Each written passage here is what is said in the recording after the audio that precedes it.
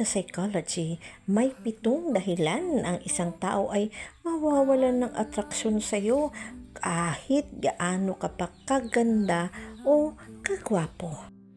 Unang-una, ang palaging pagrireklamo o pagiging negatibo ay nakaka-turn off. Pangalawa, sobrang pagdududa sa sarili o labis na pagkahangad ng pagpapatunay mula sa iba ay maaaring magpakita ng pagiging needy. Pangatlo, ang hindi pagsasaalang-alang sa damdamin ng iba ay nagpapakita ng pagiging manhid.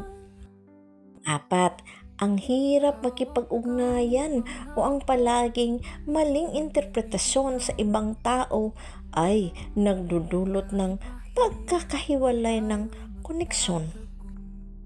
5, ang palaging mas maraming salita kaysa sa iba ay nakakapagpababa ng halaga at pagpapahalaga ng ibang tao sa iyo. 6, ang pagsisinungaling o kawalan ng sinseridad ay mabilis na sumisira ng tiwala. Tigilan mo yan.